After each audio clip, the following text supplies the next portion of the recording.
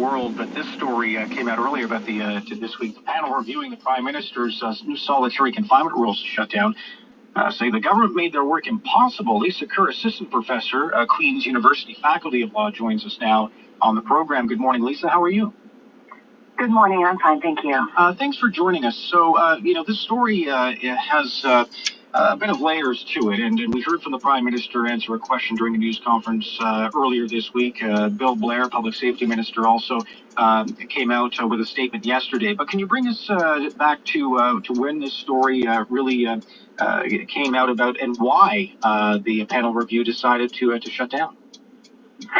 Right, so the background here is that for many years, for decades actually, the Federal Prison Service has been able to put inmates in solitary confinement with really no legal limits or controls on that practice. So what that meant was the prison service could put people in cells for 22, 23 hours a day with no human contact, and the effects were dire. There was suicides, all kinds of negative effects, and so on that have been well publicized. And so last summer, we finally, after years of litigation, and basically every judge that has ever looked at this legal regime saying it's grossly inadequate, we finally got new legislation last summer, Bill C-83, and the government sort of touted this bill as being about the end of solitary confinement, that it was meant to abolish what's known as administrative and disciplinary segregation. And so the new regime, it wasn't a perfect bill, but it did move things forward a fair bit. There were now some protections in the legislation for those who were continually placed separate from the general population. And so they were supposed to be able to get out of cells for at least 4 hours a day. There was supposed to be independent oversight, protections for the mentally ill, and this committee got set up to make sure that the new legislation was meaningfully enforced. And so what we've heard about this week was the difficulties that this committee has had in trying to do its job and monitor enforcement of the new legislation. So pretty much not giving them the data that they need to get the job done. It became kind of a waste of time if they're not getting the accurate information they need.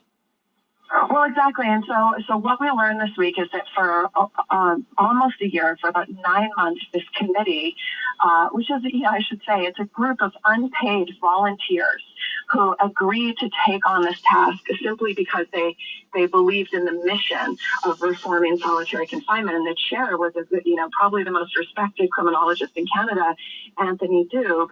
And he was requesting the data, and this was not obscure data that he was requesting. What he was asking for was, how are you making use of these new structured intervention units? This is sort of the new program of inmate separation. Which prisons are using it? How long are inmates being held? Are they getting their time out of cell they're supposed to get? Are they getting their meaningful human contact they're supposed to get? Really just asking corrections to hand over the information about whether they were actually following their own new legislation. And it's been 9 months, and he details in this report that he's released, Professor Duke does, that he just hasn't received. It's either CSC saying it doesn't have the data, or sending over data that's completely unusable, or that's completely inadequate.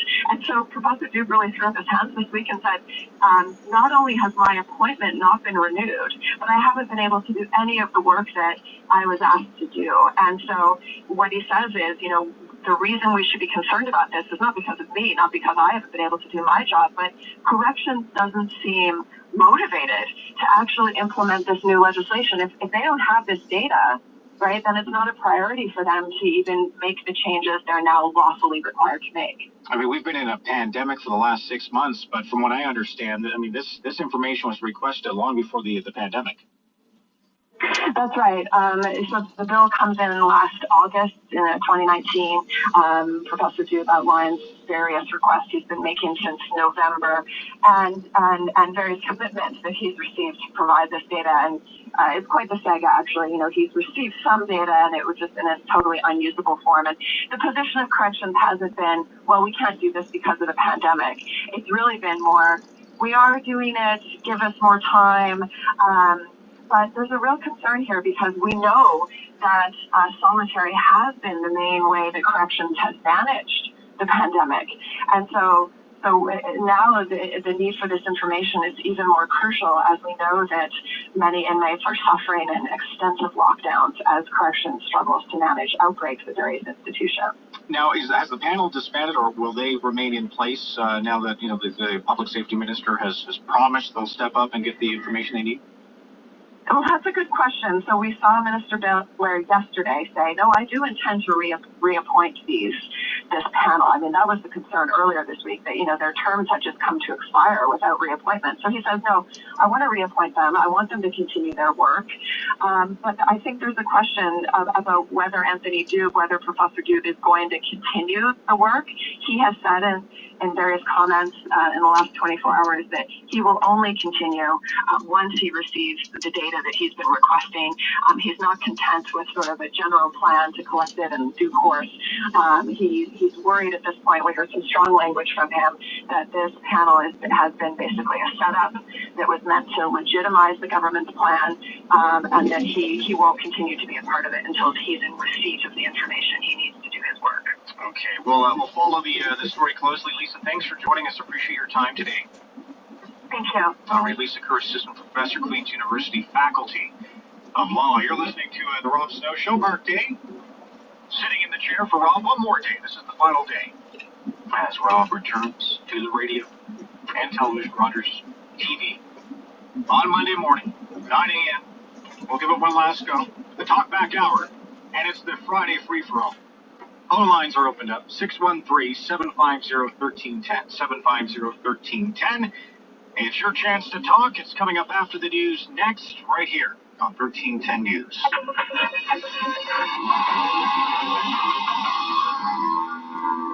The Rob Snow Show, brought to you by Myers Automotive Group.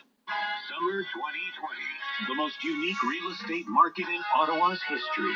Now, more than ever, you need a team of professionals that can quickly react to this ever-changing landscape. Paul Rushforth Real Estate has always led the way. From technology to safety protocols, Paul Rushforth Real Estate leads the way again. Trust the company that not only embraces change, but creates it. Paul Rushforth Real Estate. PaulRushforth.com. This is Mary. Mary's quite contrary. A fan of driving her little tin can. The kids cry, no, we won't go. There's no heat, and that's barely a seat. Mary, here's what you do. If you want your family to travel with you, look into a Subaru. That's what you do. Find great value at your Ontario Subaru dealer, starting with up to 8 comfy seats in the Subaru Ascent. Hurry now for rates from 0.5% and award-winning safety. Especially you, Mary.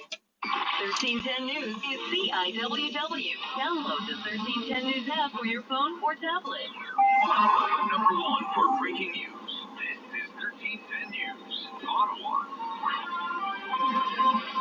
It's Friday, August 28th. Good morning. I'm Andrew Boyle. Right now in Ottawa, 16 degrees, and here is the 1310 News top story. The economy posted its steepest decline on record in the second quarter this year. COVID-19 pandemic forced the closure of non-essential businesses right across the country and slowed down the economy to a crawl. Statistics Canada says real gross domestic product contracted at an annualized rate of 38.7%, now quite as steep as the 39.6% contraction economists had predicted. Almost every component of the economy that works into calculating GDP was at its lowest point over April, May, and June, largely driven by lockdowns in April. Economic output rebounded in May by 4.8%. StatsCan says June posted an increase of 6.5%. Don Kelly, the Canadian Press. Still with the economy, Coca-Cola has announced a massive restructuring to its workforce. 1310 News business editor Carl Garnish now with the details.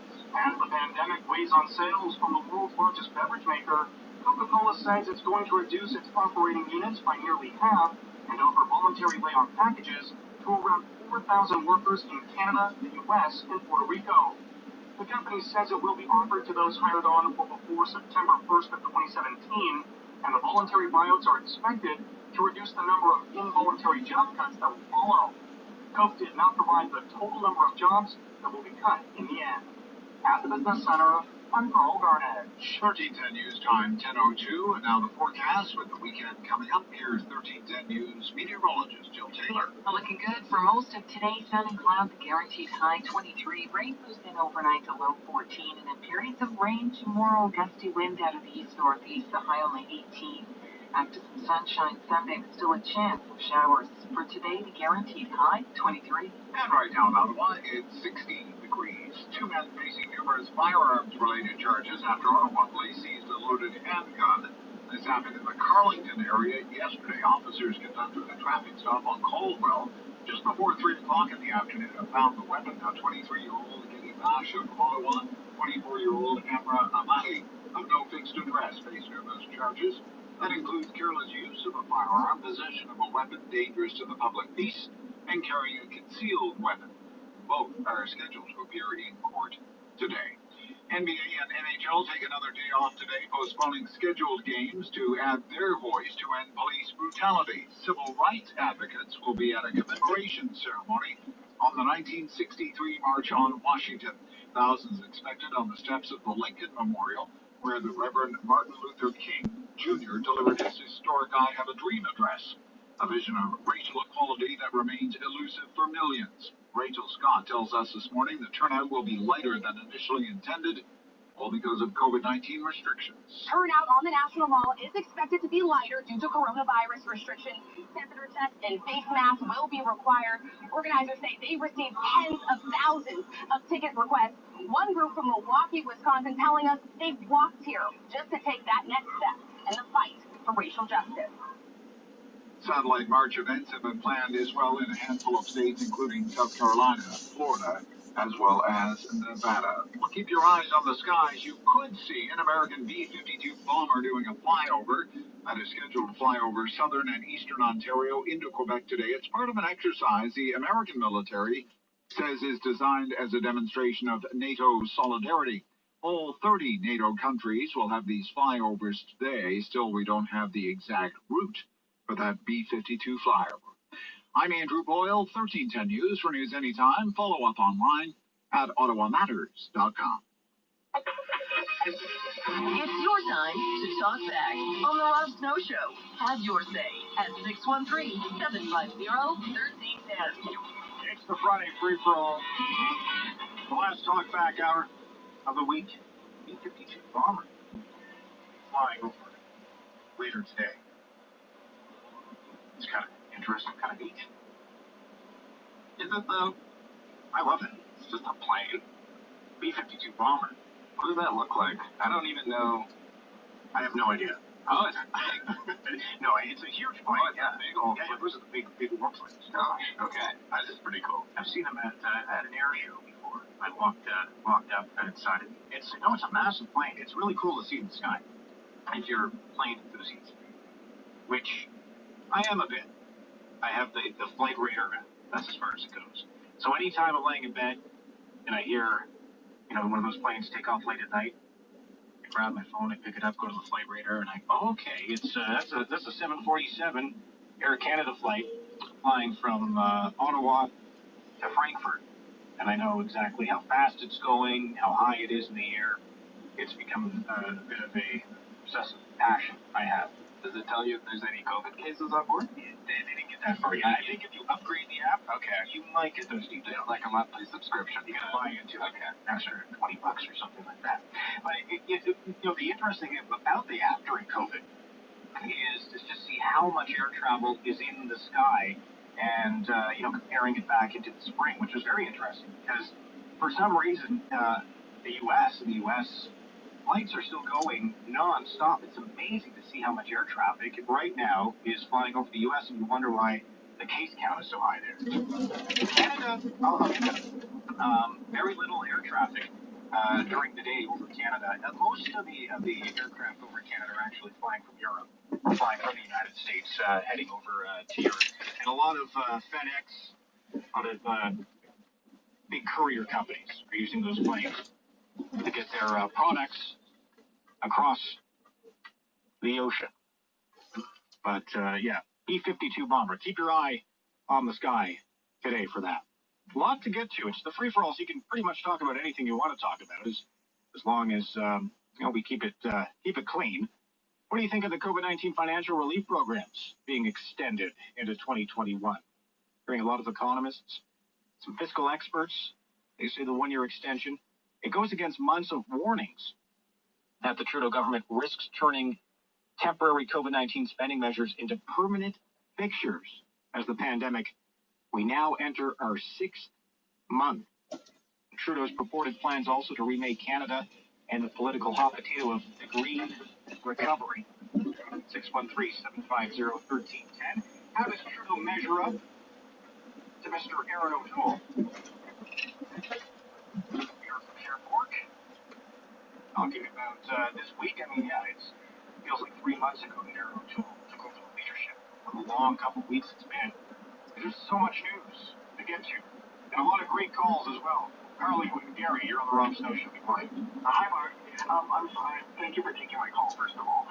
The reason I'm calling is I was watching a bit of the Republican convention, and I'm not going to get into that. The reason I'm calling is somebody made a comment during one of the speeches. The former Notre Dame coach, Lou Holtz, was on, and he was speaking, and I thought he made an excellent point about, he's talking about the States, but I think it applies to Canada, too.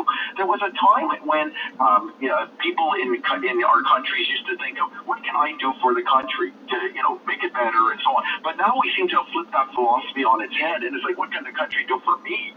And John F. Kennedy made a famous speech, if I remember, in the early 60s about that. Think about what you can do for your country. But now it seems like everybody just has their hand out. Well, the government will help me. The government will give me money. The government will solve my problems.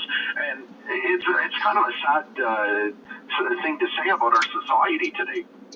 That's an interesting point that you raised, because we have seen it's a bit of a 360 when you look at what has happened and just the current state of politics. And as you said, we don't have to get into what's going on in the order, but it really is that mirror of what's happening in the world. It is a different place when we talk about politics too.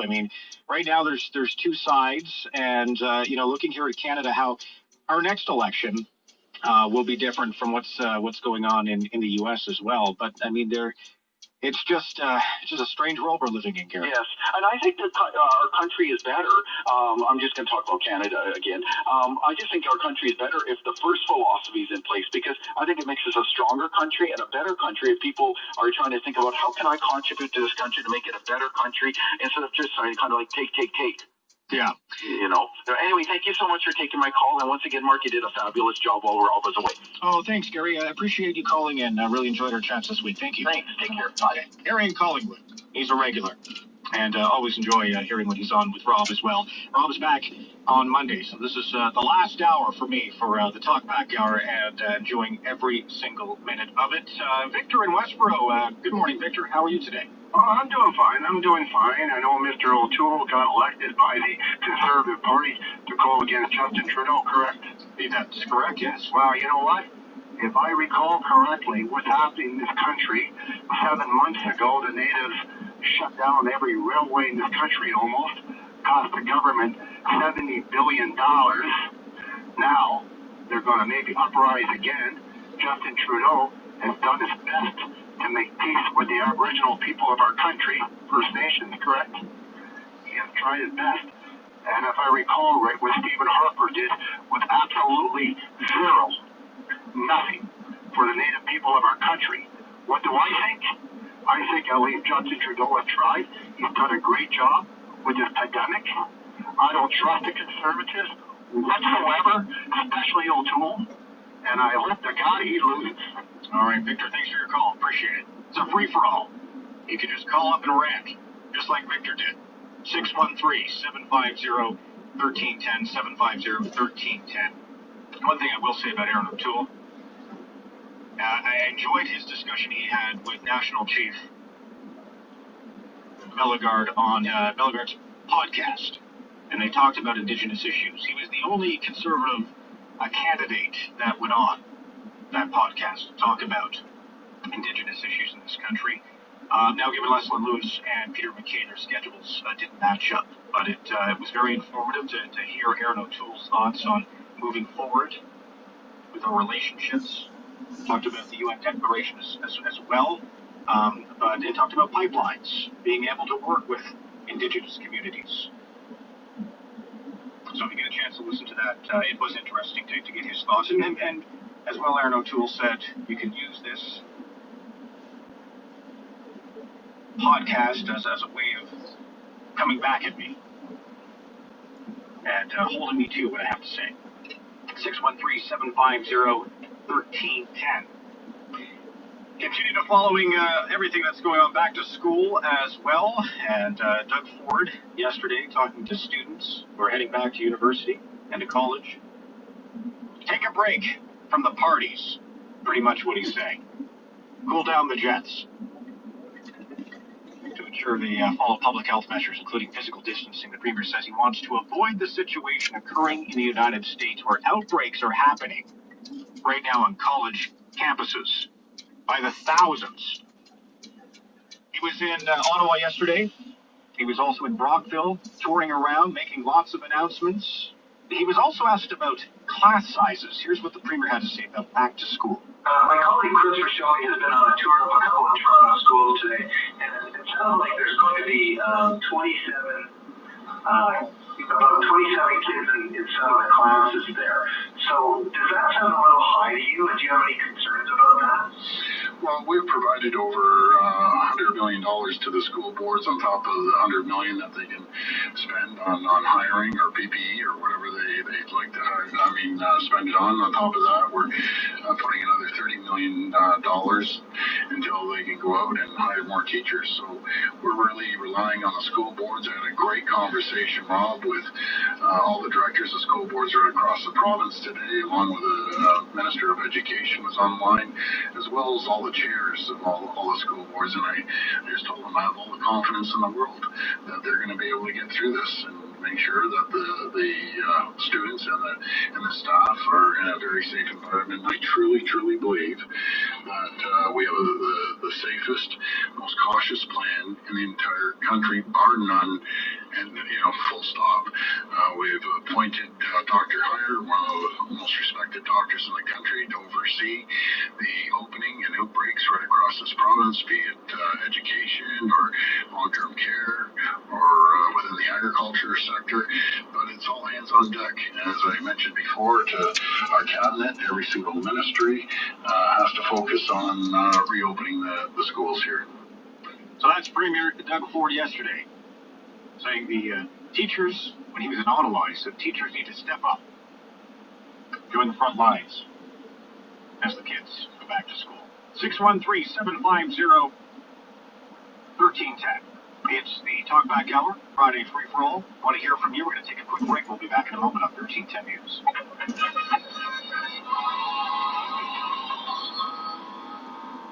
The process of building a home can be daunting. Whether you already have plans, are tearing down an existing home, or looking at a piece of land in a great location, Highbridge Construction works with you and provides a single point of contact with their personally selected team of experienced planners, architects, designers, and specialized trades. Highbridge can help you with financing and always works within your budget.